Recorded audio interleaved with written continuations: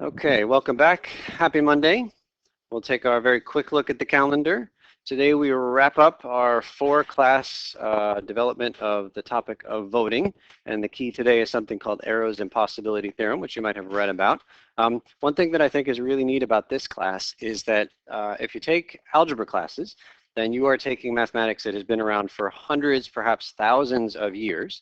But Kenneth Arrow, who has his name attached to this theorem, is alive and well right now. And so it's kind of neat that we're doing stuff that is like, isn't 1,000 years old, but is actually kind of current. Okay, also the voting project was assigned last time. Is there anybody who didn't get the project itself? This handout, which you're going to use to do all of your work. So some people, I think, have already finished the project, and if you are one of those go-getters, put the project in the packet, in the folder, and I will grade it, and you'll be done with this project, which is great, right? So projects can go in the packet as soon as you're done. All right, so that is that. The next thing I want to talk about is the one-page handout that everybody has on their desk. So again, go ahead and grab a copy of that one page. Now, this is a very rare thing for me to offer extra credit, and I hope that all of you will take advantage of it. But we talked a little bit about the election that, well, the primaries that happened last Tuesday. The main election itself is on November the 4th, which is a Tuesday, first Tuesday in November. Right? This is a statewide thing, and it's really important for us to get out and vote. And so I'm going to try to bribe you to get out and vote, and I'm offering you extra credit as the bribe. So here's what you do. You go to the URL, which is listed here. This page is actually a page that I showed you in class when I talked about this election, the primaries. And here are the directions. If you may already be registered to vote, then you're going to click this thing right here, and you're going to type in your name and birthday, and it will tell you whether or not you are registered to vote. If you are actively registered to vote, just take a screenshot or a photo or something, maybe you have like a postcard that says you're registered, just any way you can convince me that you are registered and ready to go in time for that November 4 election, I'll give you 5 points on this project. If you aren't registered to vote, then you're going to click on this one over here, and it will tell you how to get registered. It involves probably printing a form, filling out some stuff, mailing it. It's not an instantaneous thing, so they recommend that you start the registration process at least 20 days, about 3 weeks, before the election is set to happen.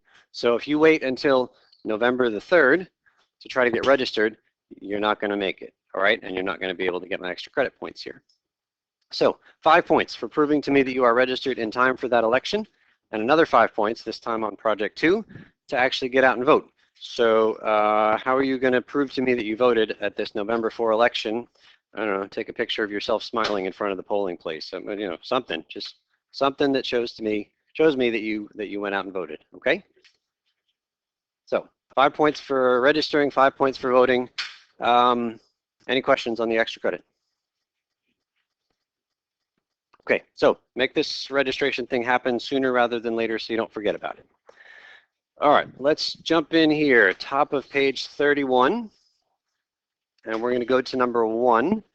And number 1, we'll go all the way back to Leah. Leah's not quite ready. Who's ready? Jeff, number 1.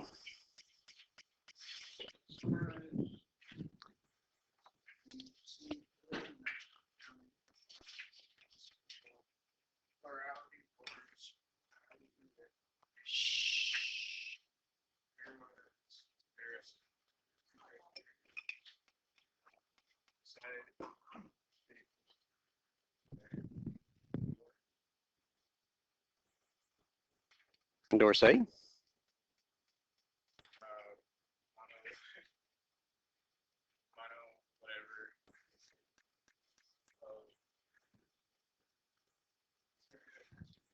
All right, so that's a mouthful to say and even more to understand. So there's 8 things in that long list. Thank you, Jeff.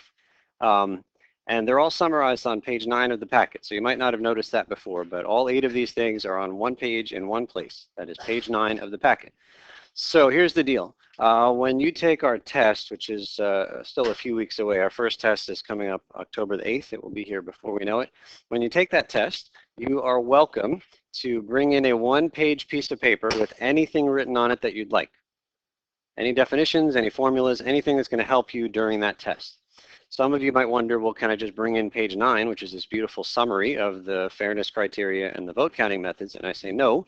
And the reason that I say no is that I think creating the reference sheet is part of a good study plan. And I fear that if I say just bring in page 9, some people will say, all right, I don't need to even really study these methods because I'm just going to have this reference sheet in front of me that has everything on it, and then get to the test and realize that you don't know how to do it even with the reference sheet in front of you. All right. So anyway, it's all in one place, but you can't bring it to the test. All right, let's talk about number 2. We'll go to Zeke. 2.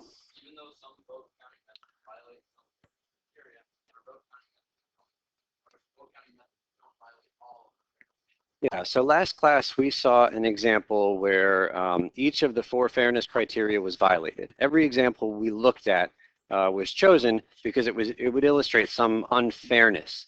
But that's not to say that every single method violates every single criterion. So here's an example, number 3. Is it possible for the plurality method to violate the majority criterion?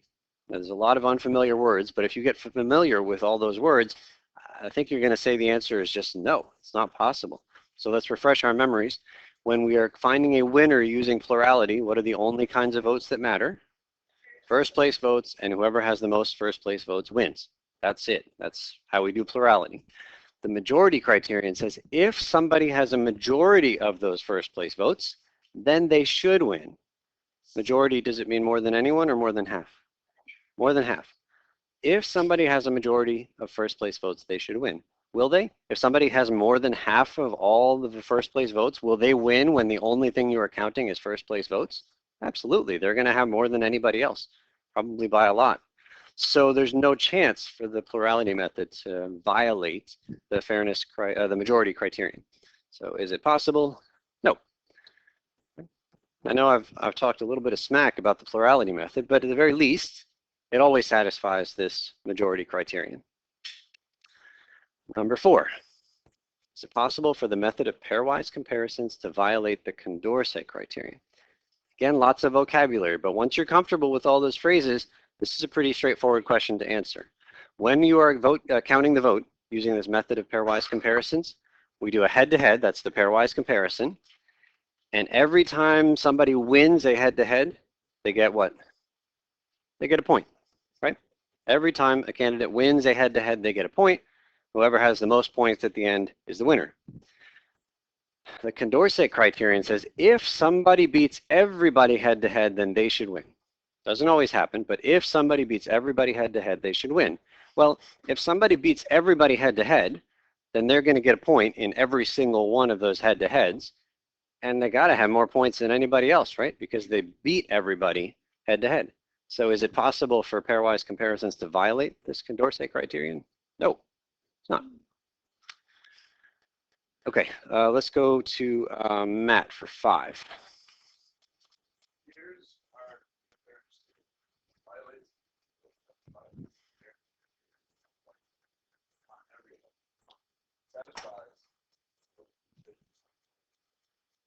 Okay, so here's our chart. We haven't seen it before.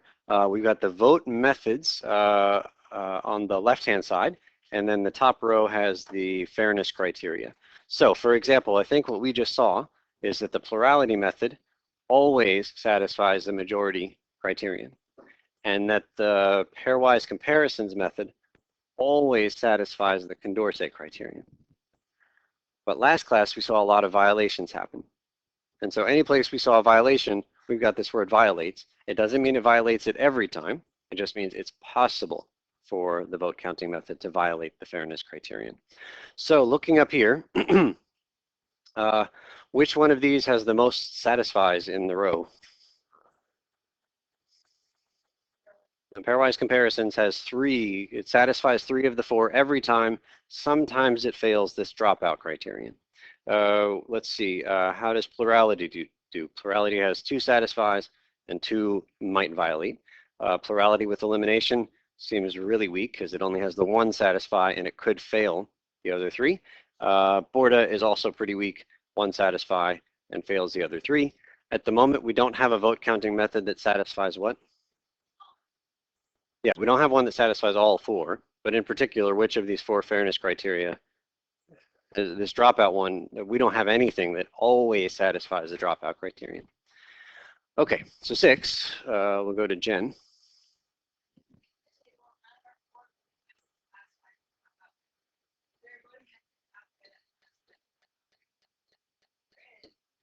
Okay, so we're not going to introduce any more voting methods. There are plenty out there, and there are some that always satisfy that dropout criterion. Let's get the summary here. We'll go to Megan for arrows above that.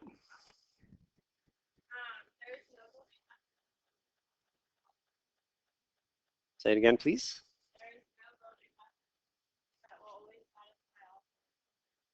So what that means is that even if I introduce to you a fancy new vote counting method that satisfies this dropout thing, somehow superior to all four that we have in this table, it's going to fail at least one of the other fairness criteria. And no matter how smart, no matter how clever we are with coming up with a fancy way to count the votes, it turns out there's no way for one voting method to satisfy all four of those fairness criteria, which is kind of depressing, actually, because like it doesn't matter how good we are, no matter how many really smart people think about this voting theory, there's no way to find a vote counting method that satisfies all four. We'll go to Christopher for 7.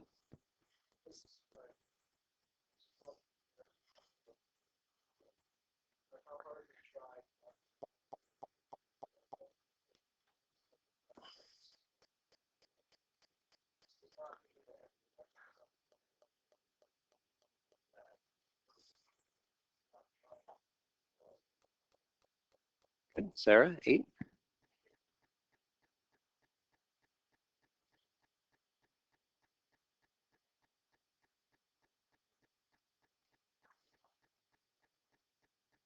Right, so we talked about this early on, that we should really want people to vote with their heart, not to vote for the candidate that they kind of like that has the best chance of winning, right?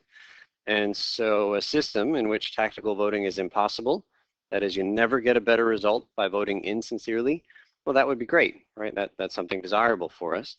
All right, so bad news there too. Let's go to Monica for 9. Gibbard Satterthwaite.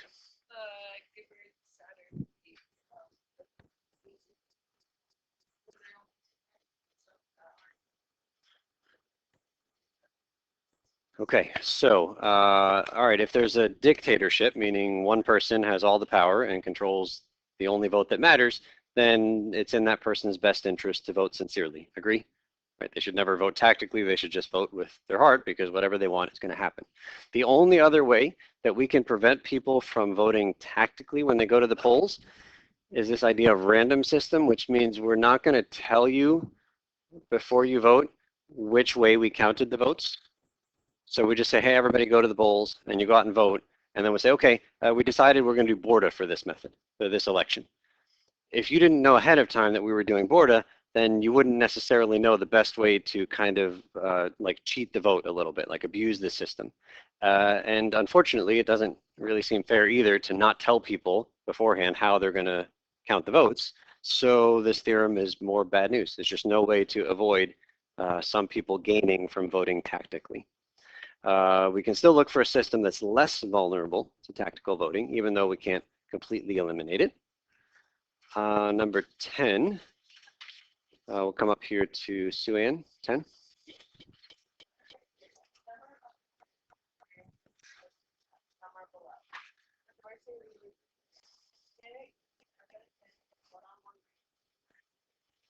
that seem reasonable?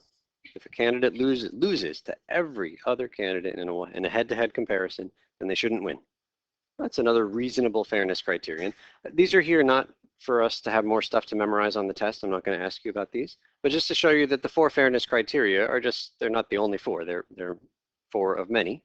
Let's keep going around the table. Ricky, on independence.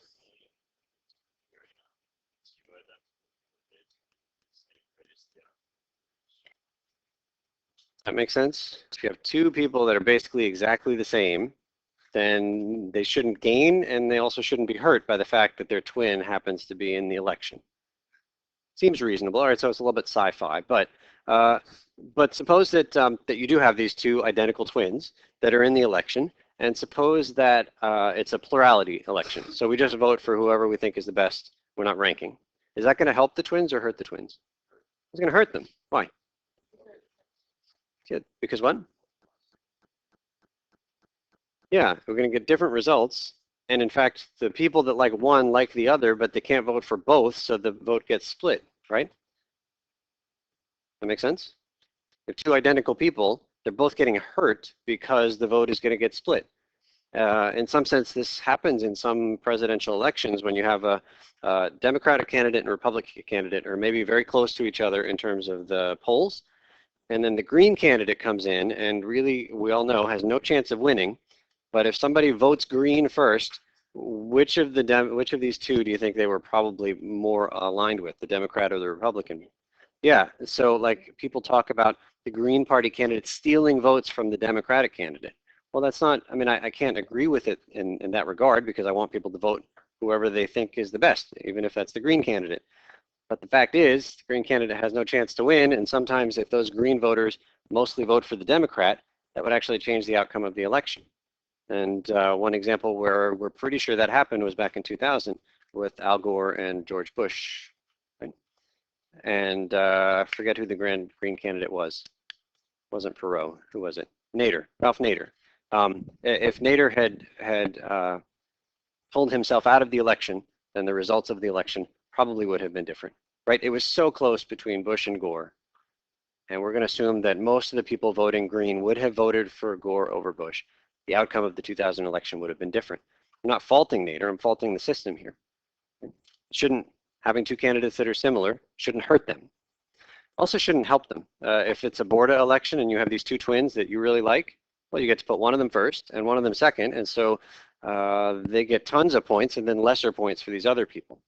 So if you're doing Borda, actually having your twin run helps you because that gives you more points. You know, maybe instead of 4 people, where the winner gets 4 points for your vote, you have 5 people. Well, now the winner gets 5 and the second place person gets 4. And they both do better than they would have if it was just 4. Okay, and then finally this participation criterion.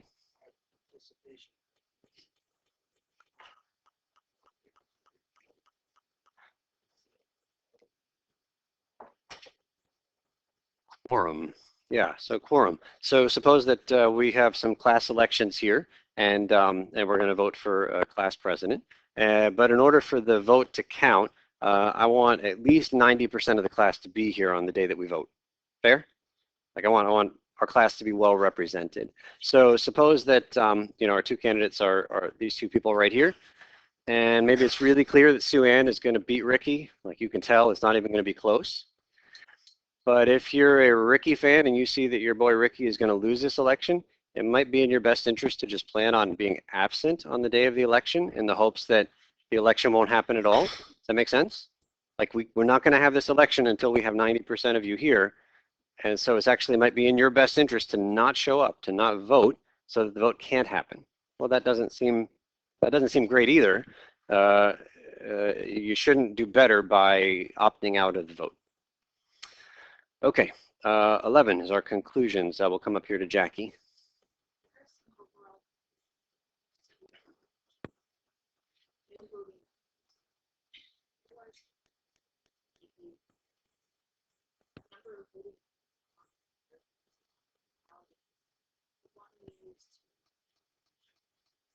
Okay, thank you. Dave, 12.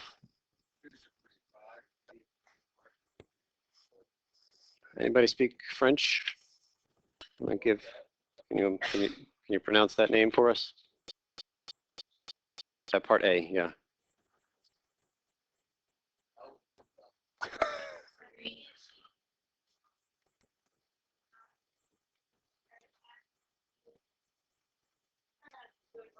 All right, great.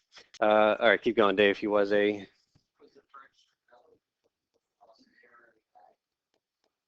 Go ahead.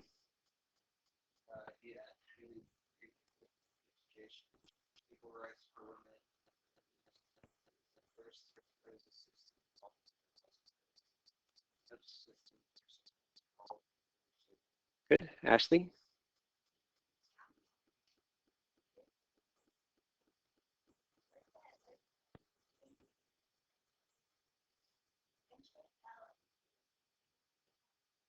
and not so surprising that that he was a big figure in this political revolution, or maybe not so surprising that he put his thoughts towards voting theory. This is something that he was clearly very invested in, and unfortunately, he was on the wrong side of that revolution and ended up dying in prison. And then we'll go to Sam for B.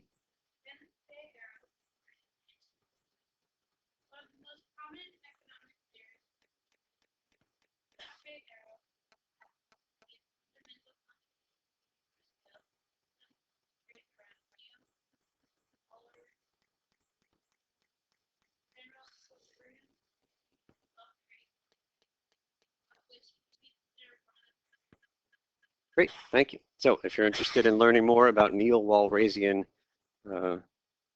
general equilibrium theory, then look it up and report back to us. I have no idea what that is. But again, it's kind of neat that we're studying something from somebody who's alive, so stuff that's happened fairly recently. Okay, so here is the plan. We have 40, 50, almost 50 minutes. There is a homework assignment here, which you should start, or if you have the raw material with you to work on your project, then work on your project. Raise a flag if I can help.